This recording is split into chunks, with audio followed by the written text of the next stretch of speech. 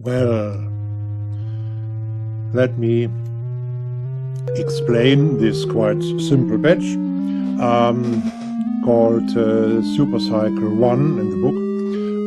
It contains of two LFOs, both running at slightly different frequencies. The LFO here to the left runs at 0.03 Hz, whereas on the right the LFO runs on 0.04 Hz, a little bit faster. Both LFOs send their CV, it's a sine wave. Here it's their sine wave CV to VCA, which has the only task to attenuate the range of voltage, so that we don't cross the border of audibility, neither to lower frequencies nor to higher frequencies. So this VCA, the attenuating VCA, limits the frequency range, or better said, the CV range leading to frequencies. But from the VCA we don't send the CV voltage directly to the VCO, but to a quantizer here. This quantizer quantizes the CV to voltages corresponding to our classical 12-tone scale of Western music, and this quantizer sends its signal, its CV voltage to the 1 volt per octave input jack of the first generator of the VCO, sending its sine wave sound to the main output here. And it's the same on the other side here, sine wave CV to attenuator to quantizer to the VCO, and the VCO's output, I've used a triangle wave here, goes then to the audio, to the main audio out. That's it. Both frequencies are slightly different, and as you know from the table in the book, these cycles, these subcycles from these two LFOs need more than 800 seconds to be at the same stage as they were at the beginning. Okay, let's listen for some seconds, otherwise you can experiment with the different frequencies here and so on with this patch called SupercycleVideo yourself.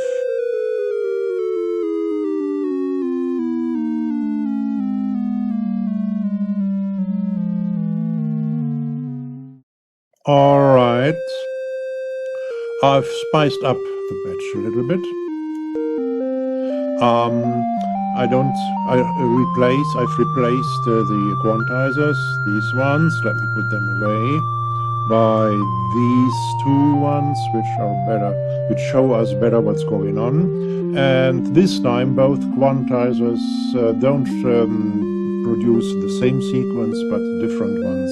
Both sequences are pentatonic ones, kind of blues scales, but the right sequence, the left sequence here is based on C, whereas the right sequence here is based on G. So blues pentatonics on C and on G are running here. Once again, like in the last example, in the last patch, on slightly different frequencies. The rest of the patch is completely the same, only that this quantizers here replaced by these ones, because of better visibility and because of something which you will see in the next patch. Once again, we can change the frequencies, the frequency relations of the LFOs. We can even change the basic frequencies as we have here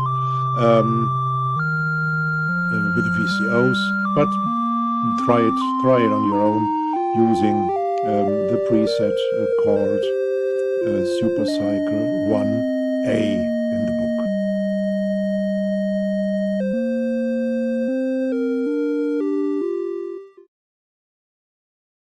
Now I've added one more component, two modules, the ADSR and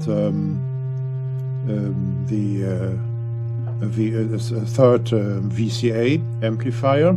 So what's going on? The left path, signal path and audio path is unchanged. It's still the blues scale in C, a kind of blues scale in C. Sorry. So the right signal path is different a little bit. Here I've added the VCA and the ADSR. The scale is the same in G, so blues pentatonic kind of in G, but this time the VCO doesn't send its sound directly to the audio output here, but sends it to the VCA, and the VCA sends its sound to the audio output, and the VCA itself is modulated by the ADSR. Producing a more plugged sound than before, and a more plugged sound than the sound from the other scale here. But where does the gate signal come from? Does it come from the LFO or something like that? No, it comes from the sequencer.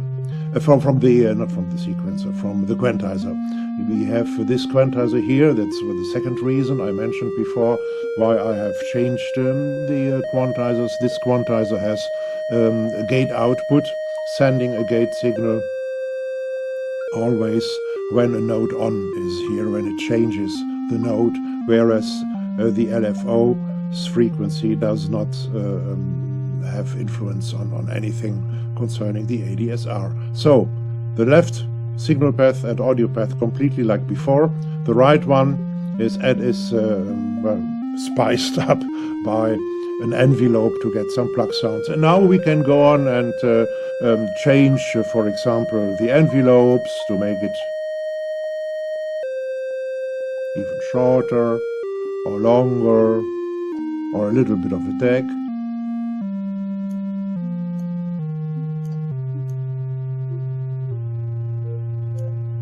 More a flute-like thing, but I like the plugged thing more.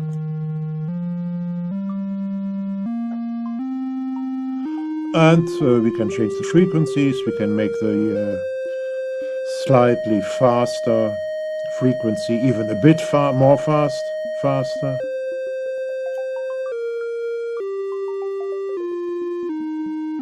Or the other way around, going back to about 0.04 Hertz, and increasing the frequency of the sequence with the longer notes.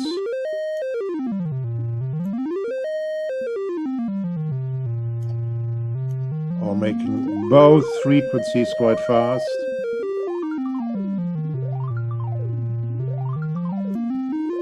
Or the left one very slow.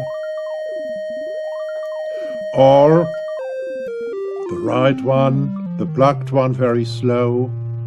And this time I go away from the plug sound and I want a more flute-like.